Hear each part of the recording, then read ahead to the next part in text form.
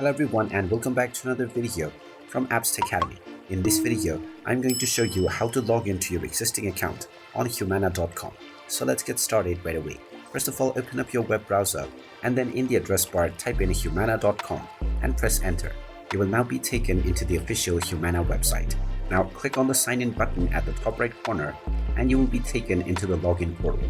If you already have an account, you can use the left section to log in.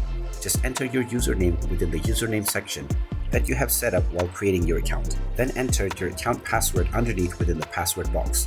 In case you have forgotten your username or your password, you can click on the forgot username and the forgot password option to reset them right away. Finally, click on the sign in button and you will be logged into your Humana account right away. And now you will be able to start using the Humana services. And there you have it. That is how easy it is to log into your existing account on Humana.com. If you find this video helpful, make sure you hit that like button and subscribe to our channel if you haven't done so already. Also ring that notification bell to never miss another update from us. Thank you for watching and I will see you again in the next video.